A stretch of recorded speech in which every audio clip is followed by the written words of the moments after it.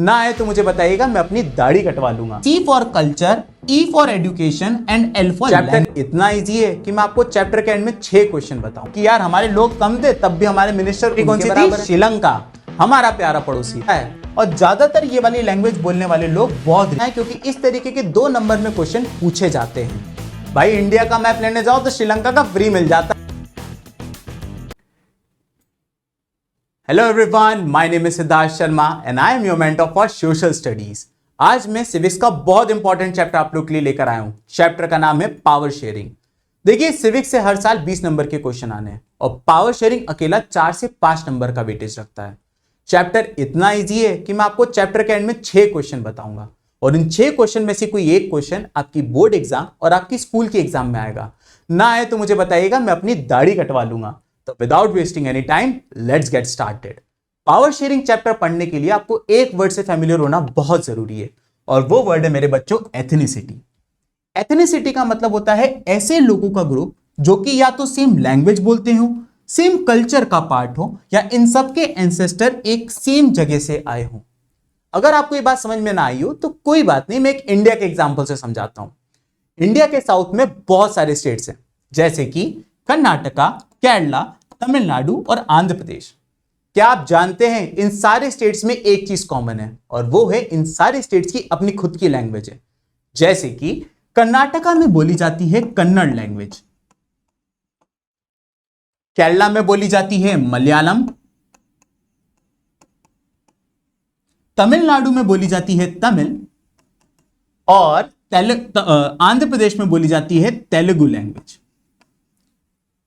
यानी कि कर्नाटका में रहने वाले सारे लोग, चाहे वो हिंदू हो या मुस्लिम या क्रिश्चियन हो या सिख हो, क्योंकि वो सब अगर एक लैंग्वेज बोल रहे हैं जो कि कन्नड़, इसलिए वो सब की सब एक एथनिक ग्रुप का पार्ट है।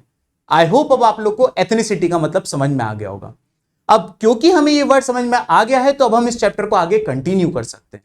देखिए, इस चैप्टर में आपको 2 कंट्रीज की कहानी पढ़नी है। एक है यूरोपियन कंट्री बेल्जियम और एक है हमारा प्यारा पड़ोसी श्रीलंका। देखिए, बेल्जियम की कहानी मैं आगे बताऊं, इससे पहले आइए थोड़ी सी मैं आपको बेल्जियम की ज्योग्राफी बताता हूं। बेल्जियम की बात करें तो बेल्जियम के नॉर्थ में आपको नेदरलैंड्स देखने को मिलेगा। बेल्जियम के ईस्ट में आपको जर्मनी और लग्जमबर्ग देखने को मिलेगा। बेल्जियम के साउथ में आपको फ्रांस देखने को मिलेगा और अगर आप बेल्जियम के वेस्ट में जाएं तो आपको एक वाटर बॉडी मिलेगी जिसका नाम है नॉर्थ सी। देखिए, हम सीबीएसई हमसे कोई भी क्वेश्चन पूछ सकती है। हो सकता है वो हमसे ये पूछ लें कि बताइए बेल्जियम के नेबर्स कौन कौन से हैं, या फिर वो हमसे ये भी पूछ सकते हैं कि बताइए बेल्जियम के वेस्ट में कौन सी वाटर बॉडी मौजूद है। इसीलिए बेल्जियम की ज्योग्राफी हमारे लिए बहुत ज्यादा इंपॉर्टेंट हो जाती है। साथ ही साथ मैं आपको एक और बात बताना चाहता हूं कि जो बेल्जियम की कैपिटल है वो है ब्रुसेल्स और बेल्जियम की टोटल पॉपुलेशन है बच्चों 1 करोड़। 1 करोड़ कितने कम होते हैं ये बात जानने के लिए मैं आपको बताता हूं कि हमारा एक स्टेट है जिसका नाम है हरियाणा, उसकी टोटल पॉपुलेशन 2 करोड़ है। सोचिए, हमारा एक स्टेट की पॉपुलेशन बेल्जियम से डबल है। कितने कम लोग रहते हैं बेल्जियम में। अब क्योंकि आप बेल्जियम की ज्योग्राफी से फेमिलियर हो गए हैं तो अब आप आगे की कहानी सुन सकते हैं। देखिए, बेल्जियम के हमने 3 रीजन डिवाइड कर रखे हैं। सबसे पहला जो ये येलो कलर का पार्ट है, इस एरिया को हम लोग कहते हैं फ्लेमिश रीजन। ये जो फ्लेमिश रीजन था इसकी बॉर्डर लगती थी नेदरलैंड से और क्योंकि नेदरलैंड के लोग डच लैंग्वेज बोलते थे इसीलिए फ्लेमिश रीजन के लोग भी डच लैंग्वेज बोलते थे। अगर आप बेल्जियम के साउथ में जाएं तो इनकी बॉर्डर लगती है फ्रांस से और ये जो रेड वाला पार्ट है इस एरिया को हमने नाम देना है वेलोनिया रीजन। क्योंकि वेलोनिया रीजन की बॉर्डर फ्रांस से लगती थी और फ्रांस के लोग फ्रेंच बोलते थे, इसी कारण इनके इन्फ्लुएंस के कारण वेलोनिया रीजन के लोग भी बच्चों फ्रेंच बोलते थे। साथ ही साथ अगर आप बेल्जियम के ईस्ट में जाएं तो आपको एक कंट्री देखने को मिलेगी जर्मनी और क्योंकि जर्मनी के लोग जर्मन बोलते थे इसलिए बेल्जियम का जो ये वाला पार्ट है यहां के लोग जर्मन बोलते थे। तो जैसा कि आपने देखा कि बेल्जियम में 3 तरीके की लैंग्वेज बोली जा रही है। ऊपर नॉर्थ में डच बोली जा रही है, नीचे साउथ में फ्रेंच बोली जा रही है और उधर ईस्ट में जर्मन लैंग्वेज बोली जा रही है। यानी कि क्या मैं ऐसा कह सकता हूं कि बेल्जियम में टोटल 3 एथनिक ग्रुप रहते थे, डच स्पीकिंग, फ्रेंच स्पीकिंग और जर्मन स्पीकिंग। अब यहां से हम आपको बताना चाहते हैं कि बेल्जियम के तीन ये जो लैंग्वेज तो थी, साथ ही साथ जो बेल्जियम का पॉपुलेशन कंपोजिशन था वो भी बहुत ज्यादा वियर्ड था। यानी कि अगर आप बेल्जियम पूरी कंट्री की बात करें तो सबसे ज्यादा लोग यानी 59% लोग डच लैंग्वेज बोलते थे, 40% लोग फ्रेंच लैंग्वेज बोलते थे और मात्र 1% लोग जर्मन लैंग्वेज बोलते थे। यानी पूरी कंट्री की बात करें तो सबसे ज्यादा लैंग्वेज बोली जाती थी डच, उसके बाद बोली जाती थी फ्रेंच और उसके बाद बोली जाती थी जर्मन। लेकिन अगर आप बेल्जियम की कैपिटल यानी ब्रुसेल्स में चले जाएं तो वहां कहानी एकदम ही उल्टी है। ब्रुसेल्स के अंदर 80% लोग फ्रेंच बोलते थे और मात्र 20% लोग डच बोलते थे। यानी कि कैपिटल के अंदर डच बोलने वाले लोग कम थे और फ्रेंच बोलने वाले लोग ज्यादा थे, है ना, एक वियर्ड कॉम्बिनेशन। लेकिन एक बात मैं आपको बताना चाहता हूं, इतनी तीन अलग अलग लैंग्वेजेस बोलने के कारण यहां के लोगों में भी कुछ अलग अलग डिफरेंसेस थे। जैसे कि जो फ्रेंच बोलने वाले लोग थे वो रिलेटिवली रिच और पावरफुल थे एज कंपेयर टू डच बोलने वाले लोगों से। देखिए 9th क्लास की हिस्ट्री में आपने एक चैप्टर पढ़ रखा है और उस चैप्टर का नाम है फ्रेंच रिवॉल्यूशन। तो ये जो फ्रेंच बोलने वाले लोगों थे इनका कुछ लोगों का कनेक्शन उस फ्रेंच एम्पायर के लोगों से भी था, जिसके कारण ये रिलेटिवली रिच और पावरफुल हो गए थे। साथ ही साथ बेल्जियम में जो इकोनॉमिक डेवलपमेंट हुआ था उसका डच बोलने वाले लोगों को फायदा बहुत लेट मिला, जिसके कारण डच बोलने वाले लोग फ्रेंच बोलने वाले लोगों से पीछे रह गए। लोगों के बीच के डिफरेंसेस कहीं बहुत ज्यादा इंटेंस ना हो जाएं और लोग एक दूसरे के कहीं खून के प्यासे ना हो जाएं, इसका एक बेल्जियम के लोगों ने बहुत ही यूनिक तरीका निकाला। और यही मेरा अगला टॉपिक है, अकोमोडेशन इन बेल्जियम। देखिए बेल्जियम के लोगों ने डिसाइड किया कि उनकी कंट्री के अंदर टोटल 4 गवर्नमेंट होंगी। आइए मैं एक एक करके आपको सारी बताता हूं। सबसे पहले इन्होंने डिसाइड किया कि पूरी कंट्री के अंदर हम एक गवर्नमेंट बनाएंगे, जिस गवर्नमेंट का नाम होगा सेंट्रल गवर्नमेंट। फिर उन्होंने कहा कि जो बेल्जियम का नॉर्थ वाला एरिया है जिसे फ्लेमिश रीजन कहते हैं और बेल्जियम का जो साउथ वाला एरिया जिसे वेलोनिया रीजन कहते हैं, यहां पर एक एक गवर्नमेंट बनाई जाएगी जिनको कहा गया स्टेट गवर्नमेंट। इसके अलावा बेल्जियम के लोगों ने डिसाइड किया कि हम हमारी कैपिटल की अपनी एक यूनिक गवर्नमेंट रखेंगे, यानी ब्रुसेल्स की अलग गवर्नमेंट बनाई गई जिसको हमने कैपिटल गवर्नमेंट कहा। और चौथी टाइप की गवर्नमेंट बेल्जियम के लोगों ने बनाई कल्चरल गवर्नमेंट। कल्चरल गवर्नमेंट के क्या काम थे इनको हम थोड़ी देर बाद और समझेंगे। तो यहां पे आपने देखा किस तरीके से बेल्जियम के लोगों ने 4 गवर्नमेंट बनाई, एक सेंट्रल गवर्नमेंट, स्टेट गवर्नमेंट, फिर कैपिटल की गवर्नमेंट और एक कल्चर गवर्नमेंट। क्योंकि सेंट्रल गवर्नमेंट स्टेट गवर्नमेंट के ऊपर होती थी और बेल्जियम के लोगों को इस बात का डर था कि कहीं सेंट्रल गवर्नमेंट स्टेट गवर्नमेंट को सप्रेस ना करने लगे, इसलिए उन्होंने अपने कॉन्स्टिट्यूशन में यह वाला पॉइंट डाला जिसमें यह कहा गया कि सेंट्रल गवर्नमेंट की कुछ पावर स्टेट गवर्नमेंट को दे दी जाएगी ताकि सेंट्रल गवर्नमेंट के लोग डिक्टेटरशिप की तरफ ना बढ़ जाएं।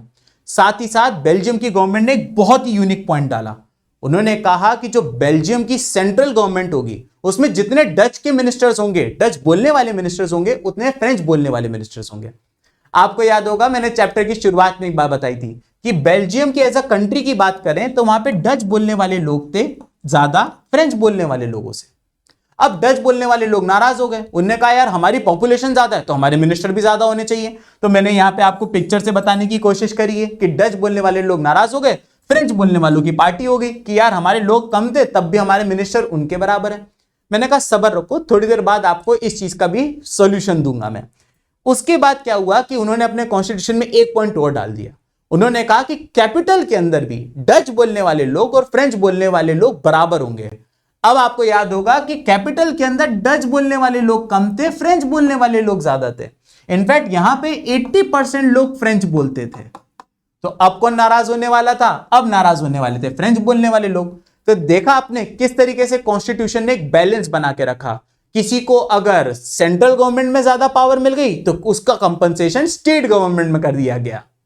अब आप बोलेंगे सर फ्रेंच बोलने वाले लोग को रिप्रेजेंटेशन मिल गया और डच बोलने वालों को भी मिल गया, लेकिन आप जर्मन लोगों को तो भूल ही गए। लेकिन ऐसा बिल्कुल भी नहीं है।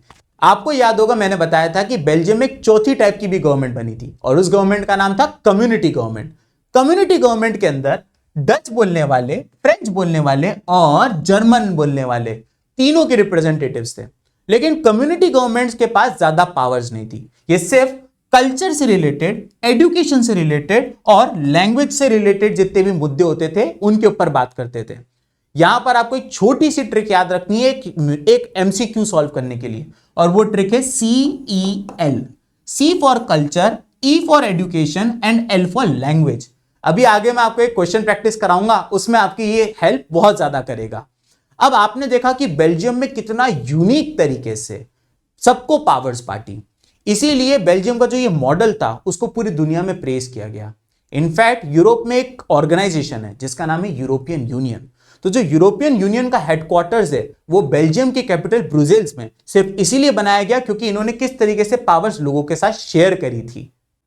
यहां बेल्जियम की कहानी खत्म होती है। आइए हम कुछ क्वेश्चंस प्रैक्टिस करते हैं ये समझने के लिए कि हमने जो पढ़ा है उसके बाद हमसे क्वेश्चन बन भी रहे हैं कि नहीं। सबसे पहला, which one of the following country does not share its boundary with Belgium. मैंने आपको बताया था कि बेल्जियम की अगर बात करें तो ऊपर नेदरलैंड्स था, इधर जर्मनी था, इधर लग्जमबर्ग था और इधर फ्रांस था। आइए अब हम लोग ऑप्शंस को देखते हैं। सबसे पहले फ्रांस, जी हां फ्रांस तो है, नेदरलैंड भी है, स्वीडन इसका सही जवाब है। स्वीडन बेल्जियम का नेबर नहीं है। मैंने चैप्टर की शुरुआत में ही आप लोग को बता दिया था कि बेल्जियम की ज्योग्राफी बहुत इंपॉर्टेंट है क्योंकि सीबीएसई वाले वहां से भी क्वेश्चन पूछ लेते हैं। आइए दूसरे एमसीक्यू पे बात करते हैं। विच of the following is the capital city of Belgium. Belgium की कैपिटल सिटी पूछ रहा है। पहला ऑप्शन है ब्रुजेस, दूसरा ऑप्शन है ब्रुसेल्स, तीसरा ऑप्शन है घेंट और चौथा ऑप्शन है एंटवर्प। देखिए बाकी की तीन ये जो आप नाम देख रहे हैं ये बेल्जियम की सिटीज हैं, लेकिन जो ब्रुसेल्स है ये इसका सही जवाब है जो कि बेल्जियम की कैपिटल है। आइए आखिरी क्वेश्चन के ऊपर हम लोग डिस्कशन करते हैं जो कि सीबीएसई के टर्म 1 में पूछा गया था 2021 में। देखते हैं, ये कह रहे हैं which one of the following element is not included in Belgium model. मैंने आपको अभी थोड़ी देर पहले बेल्जियम मॉडल पढ़ाया था ना। अब उस बेल्जियम मॉडल में इन चार में से कौन सा इंक्लूडेड नहीं है। उन्होंने साफ बोला है not included. Not is the keyword, not को मत भूलिएगा। पहला ऑप्शन है Dutch and French speaking shall be equal in the government. हाँ ये तो था, माना, क्योंकि मैंने आपको बताया था सेंट्रल गवर्नमेंट में भी डच और फ्रेंच स्पीकिंग और कैपिटल गवर्नमेंट में डच और फ्रेंच स्पीकिंग इक्वल रखे गए थे।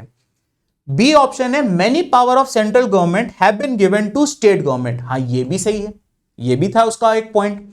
Brussels have a separate government in which both the communities have equal representation. Brussels यानी कैपिटल, क्या कैपिटल में जो गवर्नमेंट थी उसमें भी इक्वल रिप्रेजेंटेशन था? जी हां ये भी था। तो फिर अब बचा क्या? चौथा ऑप्शन, यही इसका आंसर होगा। लेकिन आइए इसको भी पढ़ लेते हैं। There is a community government which has special power of administration. Administration, अभी मैंने आपको थोड़ी देर पहले एक ट्रिक बताई थी, वो थी CEL। क्या इसमें A फॉर एडमिनिस्ट्रेशन है? नहीं, इसीलिए इस वाले क्वेश्चन में ये वाला ऑप्शन गलत है जो कि बेल्जियम मॉडल का पार्ट नहीं है। आइए इसके अलावा हम कुछ क्वेश्चन आंसर्स को भी डिस्कस कर लेते हैं जो कि सीबीएसई टाइम टू टाइम पूछती रहती है। सबसे पहला क्वेश्चन है describe the ethnic composition of Belgium.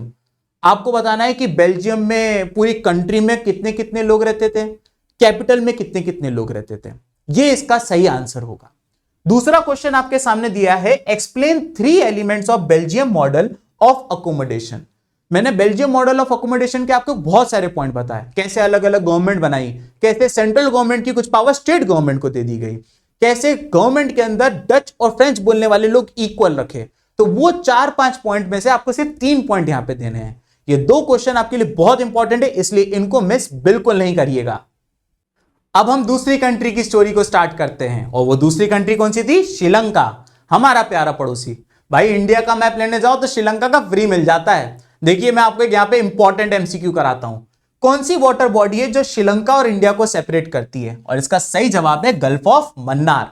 देखिए श्रीलंका की अगर आप कैपिटल की बात करें तो श्रीलंका की 2 कैपिटल है, एक है कोलंबो और दूसरी श्री जयवर्धनेपुरा कोट्टे। आपको मुझे कमेंट सेक्शन में बताना है कि श्रीलंका के अलावा और कौन कौन सी कंट्री है जिनकी एक से ज्यादा कैपिटल है। और अगर आप श्रीलंका की पॉपुलेशन जानना चाहते हैं तो वो है 2 करोड़, यानी सेम उतनी जितनी हमारी हरियाणा की थी। देखिए श्रीलंका का पॉपुलेशन कंपोजिशन भी बहुत ही ज्यादा डाइवर्स था।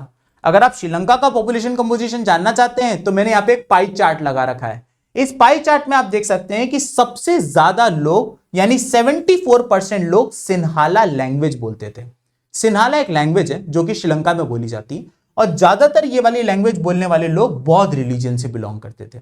सेकंड नंबर पे आते थे तमिल लैंग्वेज बोलने वाले लोग। यानी कि 18% लोग तमिल लैंग्वेज बोलते थे। और बच्चों जो तमिल लैंग्वेज बोलते थे वो या तो हिंदू होते थे या तो मुस्लिम्स होते थे। यहां पे मैं आपको बताना चाहता हूं कि 7% लोग ऐसे थे जो तमिल भी बोलते थे और सिन्हाला भी बोलते थे। और अगर आप इनके रिलीजन की बात करें तो वो ज्यादातर क्रिश्चियनिटी कम्युनिटी से बिलोंग करते थे। लेकिन 1% लोग ऐसे भी थे जिनकी खुद की नेटिव लैंग्वेज थी, जो कि ना सिन्हाला बोलते थे ना तमिल बोलते थे। भाई कुछ ट्राइबल लोग भी तो रहते होंगे, हुला लाला हु बोलते होंगे ना वो लोग, तो वो 1% लोग थे। अब अगर आप श्रीलंका के तमिल्स की बात करें, ये जो 18% लोग हैं मैंने उनको भी बाइफरकेट कर रखा है। उन 18% में से 13% श्रीलंकन तमिल्स थे और 5% इंडियन तमिल्स थे। अब आप बोलेंगे इंडियन तमिल श्रीलंका में क्या कर रहे हैं?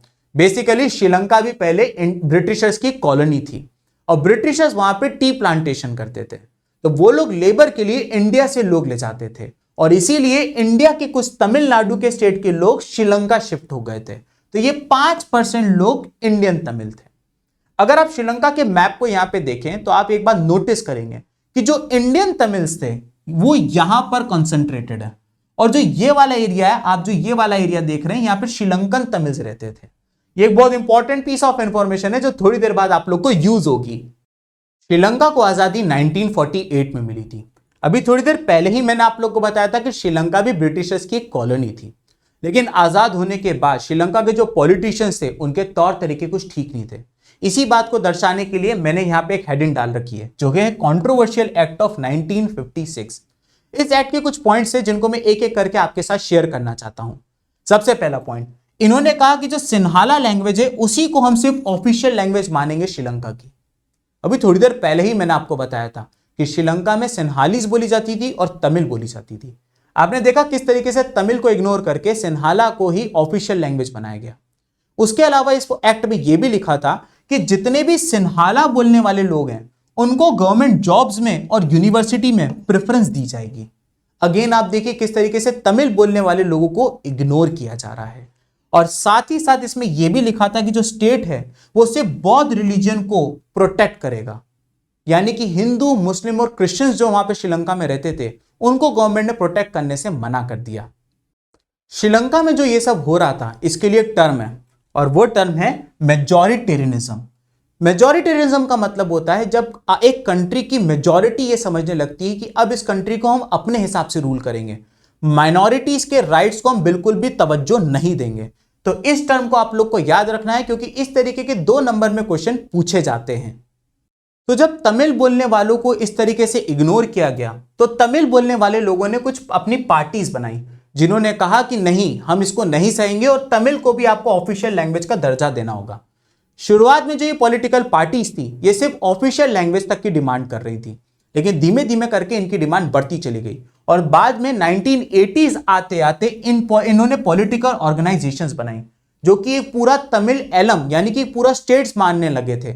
मैंने आपको थोड़ी देर पहले बताया था कि जो श्रीलंका की ज्योग्राफी है उसमें जो तमिल बोलने वाले लोग थे वो यहां पर कॉन्सेंट्रेटेड थे, लेकिन जो ये पॉलिटिकल ऑर्गेनाइजेशंस थी उनका ये डिमांड थी कि नॉर्थ वाला जो इलाका है यहां पर एक अलग से तमिल बोलने वालों के लिए स्टेट बनाया जाए। नॉर्थ का इलाका ही क्यों? क्योंकि यहां से मैं आपको बताना चाहता हूं कि इनकी बॉर्डर लगती थी इंडिया के तमिलनाडु से। तो अगर ये वाला एरिया तमिल बोलने वाले लोगों के लिए रिजर्व कर दिया जाएगा तो इनको यहां से थोड़ी सी सेफ्टी मिल सकती थी। तो ये कुछ डिमांडें होने लग गई वहां पर, लेकिन ये डिमांड धीमे धीमे करके वॉयलेंट होती चली गई और फिर 1983 आते आते श्रीलंका में सिविल वॉर हो गया। ये जो सिविल वॉर था ये 1983 से लेकर 2009 तक चला था। क्या आप जानते हैं ये सिविल वॉर में टोटल 1 लाख लोग मारे गए थे। अब ये सिविल वॉर की जो आंच थी वो इंडिया तक भी आई। इनफैक्ट हमारे प्राइम मिनिस्टर राजीव गांधी जी को उस टाइम के श्रीलंका के मिलिटेंट्स ने असैसिनेट भी कर दिया क्योंकि हमारे प्राइम मिनिस्टर ने श्रीलंका को के लिए पीस ट्रूप्स भेज दिए थे। अब आपने देखा कि किस तरीके से जहां बेल्जियम में पावर शेयर करी गई वहां पे कोई लड़ाई झगड़ा नहीं हुआ और जहां दूसरी तरफ पावर शेयर नहीं करी गई श्रीलंका में वहां पे देखिए कितना खून खराबा हुआ। 1 लाख लोग मारे गए। श्रीलंका का जो सिविल वॉर था मेरे बच्चों वो 26 साल तक चला था। सोचिए एक कंट्री 26 साल तक अगर वॉर में रहेगी तो वो कितना पीछे चली जाएगी। तो इसीलिए पावर शेयर करना बहुत ही ज्यादा इंपॉर्टेंट हो जाता है। अब यहां पर श्रीलंका की भी कहानी खत्म हो जाती है, लेकिन अब हम श्रीलंका के ऊपर बेस भी कुछ क्वेश्चंस कर लेते हैं। सबसे पहला क्वेश्चन यहां पे ये लिखा गया है कि which of the following ethnic community is in majority इन श्रीलंका। ये वाला जो क्वेश्चन है सीबीएसई टर्म 1 में 2021 में पूछा गया था। कौन सी कम्युनिटी मेजॉरिटी में थी? मैंने अभी आपको थोड़ी देर पहले बताया था कि जो सिन्हालीस कम्युनिटी थी वो श्रीलंका में मेजॉरिटी के अंदर थी। दूसरा एमसीक्यू कहता है कि which of the following language was declared as official language of Sri Lanka by an act passed in 1956। 1956 के एक्ट से कौन सी लैंग्वेज को ऑफिशियल लैंग्वेज का दर्जा दे दिया गया था? और इसका भी सही जवाब है सिन्हाला। ये वाला क्वेश्चन सीबीएसई ने 2023 में पूछा था। आइए कुछ लॉन्ग क्वेश्चंस को भी हम लोग डिस्कस कर लेते हैं। सबसे पहला क्वेश्चन है what are the majoritarian measure taken in Sri Lanka to establish Sinhala supremacy. इसमें आपको एक्ट ऑफ 1956 के सारे पॉइंट्स को डिस्कस करना है। बहुत इंपॉर्टेंट क्वेश्चन है क्योंकि सीबीएसई 2010-2012 में पूछ चुका है। दूसरा क्वेश्चन यहां पे दिया हुआ है compare the situation of Belgium and Sri Lanka considering their location, size and cultural expect. इसमें आपको 3 कॉलम बनाने हैं। लोकेशन में आप ज्योग्राफी बताइएगा, जैसे कि आप बेल्जियम के पड़ोसी बताओगे, श्रीलंका और इंडिया की वाटर बॉडी बता दोगे। साइज में आप ये बता सकते हो कि किस तरीके से बेल्जियम में सिर्फ 1 करोड़ लोग रहते थे और श्रीलंका में 2 करोड़। और फिर जहां तक बात रही कल्चरल एक्सपेक्ट की, तो आपको बताना है कि बेल्जियम में कौन से लोग कितने % लैंग्वेज बोलते थे और श्रीलंका में कितने % लोग कौन सी लैंग्वेज बोलते थे। ये वाला क्वेश्चन सीबीएसई ने 2023 में पूछा है।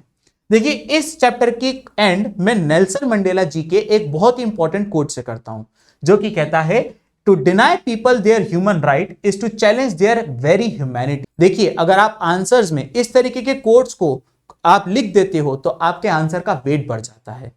तो इसी के साथ मैं इस चैप्टर को समाप्त करता हूं। अगर आपको मेरा आज का इनिशिएटिव पसंद आया तो kindly consider subscribing brain gain by Unacademy.